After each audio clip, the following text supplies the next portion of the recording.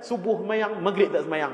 Maghrib semayang, sekali isyak tak semayang. Hak itulah golongan yang fawailul lil musallin.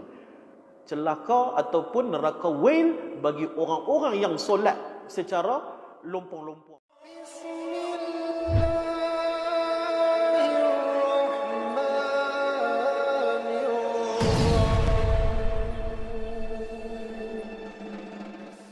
Al-Quran sebut fawailul lil musallin, neraka wail untuk orang yang solat, iaitulah mereka yang lalai dengan solat mereka. Jadi kalau tak taubat daripada solat-solat yang melalaikan, maka Allah Subhanahu Wa Taala akan memasukkan orang itu ke dalam neraka wail, khas untuk menyeksa orang-orang yang lalai di dalam solatnya. Ada orang tanya, lalai dalam solat tu maksud dia apa? Adakah kita tak khusyuk dalam semayang tu dikira sebagai lalai dalam solat? Mula dulu saya pun fikir lagu tu juga. Kita dengar, tak boleh lah kita fikir benda lain dalam solat ni. Kita kena khusyuk sentiasa, kalau tak nanti masuk neraka. Yang tak semayang apatah lagi kalau yang semayang pun masuk neraka. Kita pun jadi sedih, dah semayang dah ni, takkan masuk neraka juga. Allah Ta'ala ni kan Ar-Rahman Ar-Rahim, dia kan Maha Pemurah, Maha Penyayang. Dia sayang kat kita, takkan kita dah semayang masih nak campak kita masuk dalam neraka. Bila kita mengaji dalam tafsir, guru tafsir kami menjelaskan. Dia kata, fawailul lil musallin alladhina hum an salatihim sahun, bukanlah berkenaan orang yang tak khusyuk dalam semayang dia. Bukan berkenaan dengan orang yang tak khusyuk dalam semayang dia. Sebab apa? Dalam ayat tu dia menyebutkan alladzina hum an, menggunakan huruf jar, an salatihim sahun, iaitulah mereka yang dengan solatnya itu sahun, mereka lalai. Dengan solatnya mereka lalai. Dengan dia pakai perkataan dengan, dia pakai an. Baik. Ada satu lagi surah dalam Al-Quran, surah Al-Mu'minun namanya. Dalam surah tu Allah Ta'ala firman, qad aflahal mu'minun. Dalam ayat yang kedua, alladzina hum fi salatihim khashi'un. Beruntunglah ataupun berjayalah orang yang beriman. Qad aflahal mu'minun. Beruntunglah, berjayalah orang yang beriman. Alladzina hum fi salatihim khashi'un, iaitulah mereka yang dalam, dia pakai perkataan fi dalam solat mereka khashi'un.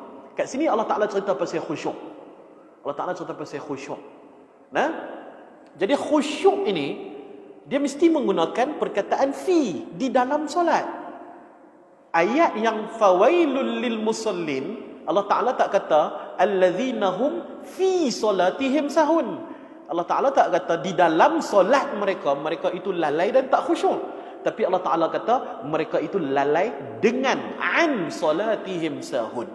Sebab tu penting mengaji bahasa Arab untuk memahami tafsir.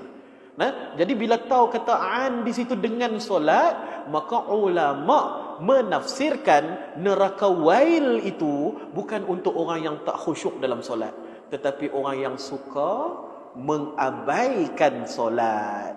Dia semayang maghrib, tak semayang isyak. Dia semayang isyak, dia tak semayang subuh. Dia semayang subuh, semayang maghrib, semayang isyak, tapi zuhur dengan asar dia tinggal. Kalut, menego, kalut, kerja.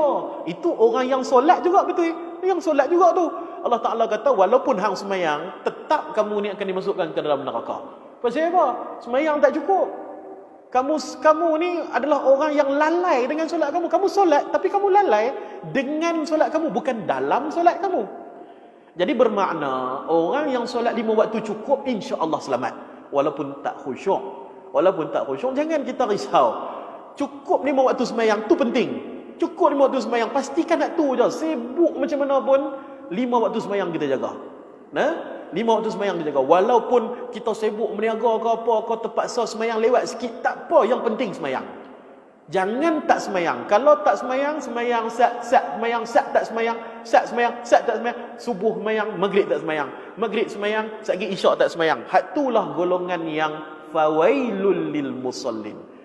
Celaka ataupun neraka wail bagi orang-orang yang solat secara lompong-lompong ni.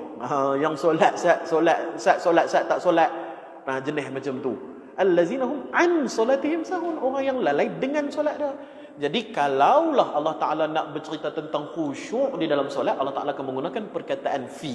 Seperti mana surah Al-Mu'minun, qad aflahal mu'minun allazina hum fi solatihim khashi'un. Kalau kita khusyuk dalam solat, maka kita punya darjat lebih tinggi di sisi Allah. Nah, itu je Allah Ta'ala bagi tahu orang-orang beriman adalah orang yang berjaya, diberi mereka syurga yang tertinggi disebabkan mereka bukan setakat jaga 5 waktu sembahyang, tapi 5 waktu sembahyang mereka jaga juga khusyuknya. Bermakna khusyuk itu satu fadilat, bukan kewajipan. Khusyuk satu fadilat, bukan kewajipan. Memang sungguh kita kena sungguh-sungguh untuk khusyuk dalam sembahyang, tapi bukan kewajipan. Tidak dimasukkan ke dalam neraka kerana tak khusyuk, dimasukkan ke dalam neraka kerana tak sembahyang. Tapi kita usahalah untuk khusyuk supaya kita mendapat sembahyang yang sempurna dan diberi syurga yang lebih tinggi. Syurga, sebab syurga ada banyak peringkat. Maka sebab itulah ulama tidak memasukkan syarat khusyuk di dalam rukun solat.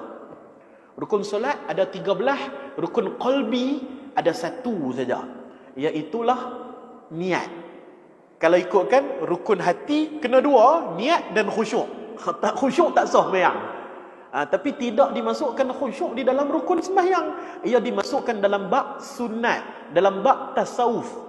Dalam bab tasawuf, iaitu dianjurkan untuk kita khusyuk di dalam solat. Untuk orang kata dapat kita menghayati solat tu, dapatlah solat itu mencegah diri kita daripada keji dan mungkar. Jadi jangan kita risau neraka wil tu. Insya-Allah semua selamat, insya-Allah. Yang penting jaga sembahyang 5 waktu. Jangan tak buat. Kalaulah tertinggal juga qada balik. Qada balik. Jangan tak apalah nanti aku taubat jelah, tak payah qada dah. Kena qada balik. Semua sembahyang fardu yang kita tinggal qada balik.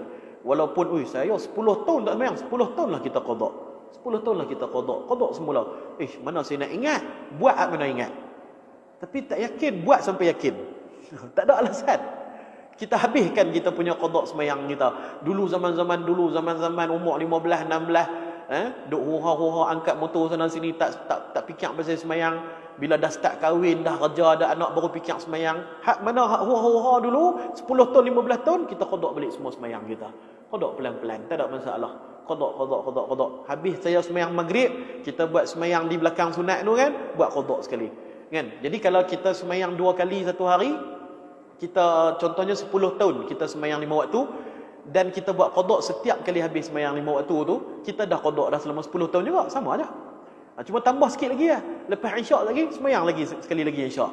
Buat di belakang. Kan? Kalau takut orang nampak, buat di rumah. Kan? Orang tanya apa orang sembahyang 4 rakaat ni, apa orang sembahyang 3 rakaat ni, orang pelik pula kan. Nak abang qada lagi, jenuh nak explain kat dia. Kalau rasa akan menimbulkan fitnah, menimbulkan tanda tanya, buat di rumah. Habis sembahyang maghrib, buat maghrib sekali lagi. Habis sembahyang subuh, buat sembahyang subuh sekali lagi. Boleh kalau lepas sembahyang subuh buat sembahyang? Tu kena mengaji fiqh lah. Yang tak dibenarkan sembahyang sunat. Sembahyang qada, kata ulama, boleh dibuat pada bila-bila masa, tidak ada waktu makruh, tidak ada waktu haram baginya. Nak buat lepas subuh boleh, lepas asar boleh, nak buat waktu tengah hari rambang boleh, waktu bila pun boleh buat, kerana ia hukumnya wajib.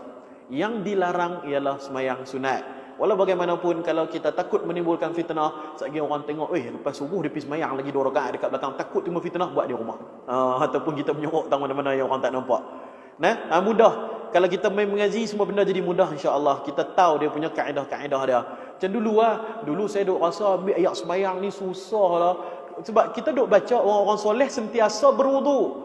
Orang-orang soleh sentiasa berwuduk, makan berwuduk, masak pun berwuduk. Kan, baca kitab hadis pun berwuduk. Saya tengok guru-guru kami ni nak pegang pensel, nak pegang pen untuk dia tulis, dia pun dia pergi wuduk dulu. Dulu duk rasa susah ambil wuduk ni, kan? Bila kita mengaji fiqh wuduk, rupa-rupanya wuduk ni 4 anggota je. Muka, tangan sampai siku, kepala dan kaki. Kepala pun 1 helai rambut saja mengikut mazhab Syafi'i. Jadi kita basuh sekali pun cukup dah. Kan? Kita nak ambil wuduk yang simple-simple. Contohnya Nabi SAW ni berwuduk setiap kali sebelum tidur. kita rasa beratnya nak wuduk. Kalau kita nak wuduk secara full sempurna, memanglah rasa berat. Tapi kalau takat nak buat wuduk biasa-biasa, asalkan berwuduk untuk tidur saja pun kan. Kita nak mengamalkan sunnah berwuduk sebelum tidur, ambil yang simple-simple sudah. Basuh muka sekali, basuh tangan sampai siku sekali, basuh tangan sampai siku sekali. Ayak tu kita pun satu jari celup sikit lagu tu pun dah sah dah. Satu helai rambut saja kalau ikut dalam mazhab Syafi'i. Dan satu helai rambut je, ambil yang colek sikit lagu tu pun dah sah dah. Lepas tu basuh kaki kanan, basuh kaki kiri, habis pergi tidur. Dapatlah pahala tidur dalam keadaan berwuduk. Sepanjang kita tidur tu dapat pahala. Sepanjang kita tidur dapat pahala. Kerana tidur dalam keadaan sunnah. Tidur dalam keadaan mengamalkan sunnah Nabi. Jadi bila kita ada ilmu, kita mengaji ilmu, semuanya jadi mudah insya-Allah.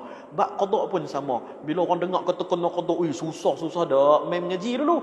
Dan sebenarnya mudah saja. 10 tahun kita solat, 10 tahun kita boleh qada. 5 tahun kita solat, 5 tahun kita boleh qada. Buat sekali. Dia tak kira nak buat mana dulu. Isyak dulu ke, nak buat subuh dulu ke, nak buat maghrib dulu ke. Ataupun sepanjang hari tu nak buat subuh ya. Sampai habis 5 tahun punya subuh. Kan habis. Lepas tu dia nak buat zuhur pula. Buat zuhur saja. Boleh juga. Tak ada masalah. Yang penting hutang perlu dibayar kepada Allah Subhanahu Wa Taala.